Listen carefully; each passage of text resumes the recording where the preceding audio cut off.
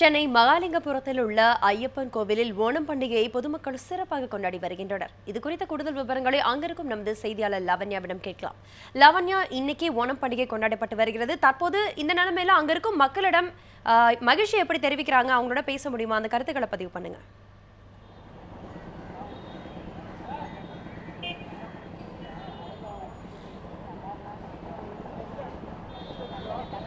ஓணம் பண்டிகை ஆவணி மாதம் கேரள மக்கள் தங்களுடைய வசந்த காலத்தை வரவேற்பதற்காக கொண்டாடுகிறார்கள். குறிப்பாக கேரளத்தில் இருக்கக்கூடிய மிக முக்கிய பண்டிகையாக இந்த பண்டிகை அனைத்து மக்களாலும் கொண்டாடப்படுகிறது.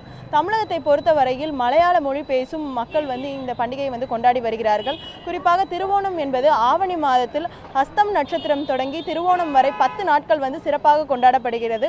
ஒவ்வொரு நாளும் ஒவ்வொரு பூக்கள் விதம் 10வது நாளன்று 10 பூக்களை கொண்டு அத்திப்பூ கோலம் விட்டு வருகிறார்கள். குறிப்பாக ஓணம் பொறுத்தவரை முதல் நாள் இதை விஷ்ணுவின் பிறந்த நாளாக கொண்டாடுகிறார்கள். அது மட்டும் இல்லாமல் மகாபலி அரசர், அதாவது வாமன அவதாரத்தின் போது பாதாளத்திற்கு செல்வதற்கு முன்னால் விஷ்ணுவிடம் ஒரு வேண்டுகோளை வைத்திருந்தார். அதாவது ஒவ்வொரு வருடமும் நான் வரும்பொழுது மக்கள் என்னை வரவேற்க வேண்டும், என்னுடைய நாட்டு மக்களை பார்ப்பதற்காக நான் ஒவ்வொரு வருடமும் ஒரு நாள் வருவேன். எனவே அந்த மன்னனை வரவேற்கும் விதமாக அனைத்து இல்லங்களிலும் அத்தப்பு கோலம் இட்டு அவர்கள் தங்களுடைய மகிழ்ச்சியை தெரிவித்து வருகிறார்கள். அது மட்டும் இல்லாமல் இது தங்களுடைய வசந்த காலத்தை வரவேற்பதற்காகவும் இந்த ஓணம் பண்டிகையை அவர்கள் கொண்டாடி வருகிறார்கள். தற்பொழுது நம்மிடையே மகாலிங்கபுரம் ஐயப்பன் கோவிலுக்கு ஒரு பக்தர் இருக்கிறார். அவரும் கேட்போம், நீங்கள் எவ்வாறு இந்த ஓணம் பண்டிகையை கொண்டாடிட்டு இருக்கீங்க?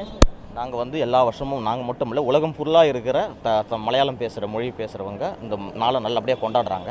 வருஷத்தில் ஒரு முறை நல்ல சந்தோஷமாக குடும்பத்தோட எல்லா சொந்த பந்தங்களும் சேர்த்து கொண்டாடுறாங்க.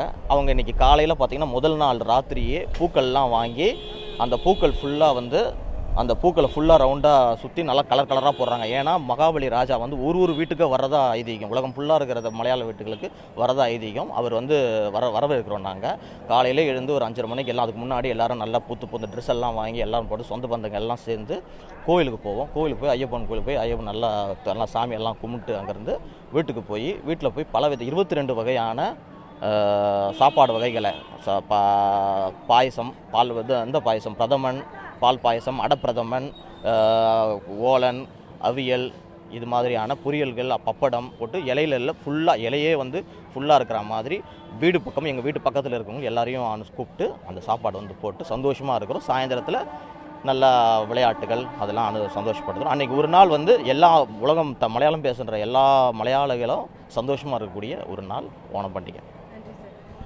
ஐஸ்வர்யா, இவர் குறிப்பிட்டது போல ஓணம் பண்டிகை அன்று மிக சிறப்பே ஓணம் சந்தியா என்ற கூடிய அந்த உணவு வகைகள் தான். அதாவது 22 முதல் தொடங்கி 64 வகையான உணவுகளை இவர்கள் சமைத்து தங்களுடைய கடவுளுக்கு படைப்பது மட்டும் இல்லாமல் சுற்றத்தில் இருக்கக்கூடிய அனைவருக்குமே இவர்கள் விருந்துகளை அளித்து வருகிறார்கள். அது மட்டும் இல்லாமல் ஓணத்தை அன்று பல்வேறு விதமான விளையாட்டு போட்டிகள், அதாவது தமிழகத்தில் பொறுத்தவரை இது போன்று சிறப்பான விளையாட்டு போட்டிகள் அதிக அளவில் நடைபெறுவதில்லை. ஆனால் கேரளத்தை பொறுத்தவரை கைத்தட்டு களி மற்றும் புலிக்களி போன்ற நடனங்களும், அது மட்டும் இல்லாமல் படகு போட்டி உள்ளிட்ட போட்டிகளும் நடைபெறுகிறது. அதே போன்று யானை திருவிழாவும் அங்கு நடைபெற்று வருகிறது ஓணம் அன்று. லவன்யா, இணைப்பில் இருங்க, நம்ம தொடர்ந்து பேசலாம். தற்போது கோவையில் நம்மளுடைய செய்தியாளர் ஷெர்லி இணைந்திருக்காங்க, அவங்களிடம் கேட்கலாம். ஷெர்லி, சொல்லுங்க, தற்போது ஓணம் பண்டிகை இங்கே எப்படி கொண்டாடப்பட்டு வருகிறது? அதுவும் கோவையில் மலையாள மொழி பேசக்கூடிய மக்கள் அதிகமாகவே வசிப்பாங்க. அவங்க எப்படி தங்களோட பண்டிகையை கொண்டாடிட்டு வராங்க?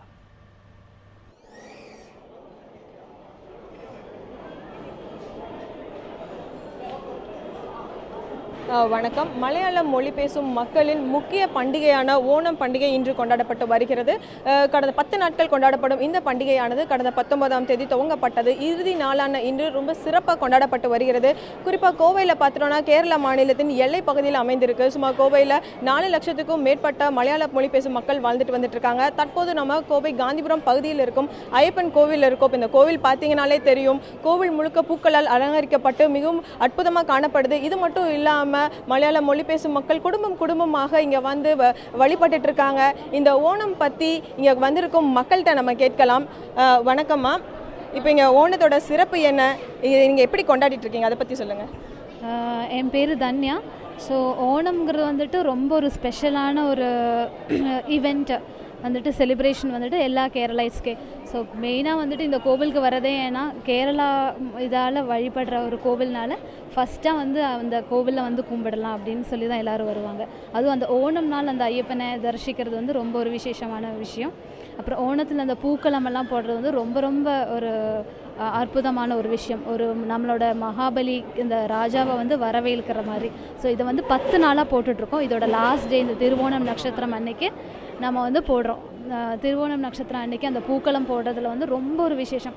எல்லாருமே என்னோடது பெஸ்ட்டாக உன்னோடது பெஸ்ட்டான்னு சொல்லி அவ்வளோ ஒரு போட்டியில் வந்து போடுவோம். அதுவும் இல்லாமல் ஒவ்வொரு இடத்துலையும் வந்து இந்த பூக்கள மത്സரம், தட் இஸ் பூக்கள காம்படிஷன் நடக்கும். ஸோ அதுலேயும் நிறைய பேர் பார்ட்டிசிபேட் பண்ணுவாங்க. ஸோ இங்கே பார்த்திங்கன்னா அந்த அழகான பூக்களம் நைட்டெல்லாம் உட்காந்து, ஏன்னா நிறைய பேர் வருவாங்க, ஸோ அதுக்கெல்லாம் பார்ப்பாங்க அப்படிங்கிற மாதிரி. அதுவும் இல்லாமல் இன்றைக்கி வாமன் அவதாரம் கூட. ஸோ மகாபலி வந்து அவதரித்த ஒரு நாள், விஷ்ணுவோட அவதாரம். ஸோ அதை கூடி நம்ம வந்து செலிப்ரேட் பண்ணுறதோட இந்த சிங்க மாதம் ஓணோத்சவம். ஸோ எல்லோரும் எங்கெங்கே இருக்கிறாங்களோ அவங்க எல்லாருமே வீட்டுக்கு ஓணத்தில் வந்து செலிப்ரேட் பண்ணும். மெயினாக அந்த ஃபுட்டு, நல்ல நியூ ட்ரெஸ் வேர் பண்ணும். ஸோ எல்லாத்துக்கிட்டையும் அந்த ஒரு மந்தோட ஃபஸ்ட் இயர், ஒரு வருஷத்தோட முதல் மாதம் தான் சிங்க மாதம். ஸோ எல்லாருக்கிட்டையும் காசு இருக்கும். ஸோ அந்த அதே இப்போ எப்படி ஃபஸ்ட்டு டே காசு கிடைக்கும்போது அந்த இயர் முழுக்க நம்மக்கிட்ட காசு இருக்குங்கிற மாதிரி. ஸோ எல்லாம் ஃப்ளரிஷிங்காக ரொம்ப ஒரு ஹாப்பியாக வந்து செலிப்ரேட் பண்ணுவாங்க ஓணம். அதுவும் இல்லாமல் அந்த சத்யா தான் மெயின். காலையிலேருந்து ஒவ்வொரு டிஷ்ஷாக ப்ரிப்பேர் பண்ணி பாயசம் வந்து மறக்கவே முடியாது. ஸோ பாலடை பிரதமன் அந்த மாதிரி ரொம்ப ஒரு இன்ட்ரெஸ்டிங்கான ஒரு செலிப்ரேஷன். ஓகே, தற்போது நீங்கள் பார்த்துருப்பீங்க இவங்க ஓணம் எப்படி செலிப்ரேட் பண்ணுவாங்க, அவங்க என்ன மாதிரியான சமைப்பாங்கள், எப்படியெல்லாம் அதை கொண்டாடுவாங்க அப்படிங்கிறத நம்மக்கிட்ட சொல்லியிருக்காங்க.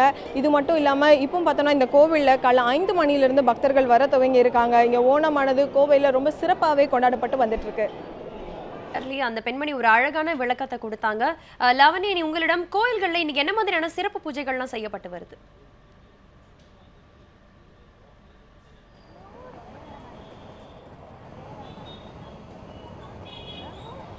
அதாவது திருவோணம் பண்டிகையை முன்னிட்டு இங்கே இருக்கக்கூடிய ஐயப்பன் கோயில், அதாவது மகாலிங்கபுரத்தில் இருக்கக்கூடிய ஐயப்பன் கோயில் காலையிலிருந்தே வந்து சிறப்பு வழிபாடுகள் வந்து நடைபெற்று வருகின்றன. அதிக அளவில் இங்கு வந்து மலையாள மொழி பேசக்கூடிய மக்கள் தங்களுடைய வழிபாட்டிற்காகவும் தங்களுடைய பண்டிகையின் முதல் நாளை வந்து கோவிலில் தொடங்கி வந்து அவர்களுடைய கொண்டாட்டங்களை வந்து தொடங்கி இருக்கிறார்கள். எனவே இங்கு அதிக அளவில் வந்து பக்தர்கள் வந்து இருக்கிறார்கள். இவர்களுக்கான சிறப்பு வழிபாடுகள், அதாவது ஒவ்வொரு கால நேரத்திலும், அதாவது 7 மணி 8 மணி என ஒவ்வொரு மணி நேரத்திற்கும் சிறப்பு பூஜைகள் வந்து இங்கு நடைபெற்று வருகிறது. அது மட்டும் இல்லாமல் இங்கு இருக்கக்கூடிய மக்கள் வந்து தங்களுடைய பிரதான இஷ்ட தெய்வமான, அதாவது விஷ்ணு மற்றும் ஐயப்பனை வந்து வணங்குவதற்காக இங்கு வந்து அதிக அளவில் வந்து கொண்டே இருக்கிறார்கள். ஐஸ்வர்யா, ஓணம் பண்டிகை குறித்து பல்வேறு தகவல்களை சென்னையிலேருந்து லாவண்யாவும் கோயம்புத்தூர்லேருந்து ஷெர்லியும் கொடுத்தீங்க. உங்களோட தகவல்களுக்கு மிக்க நன்றி.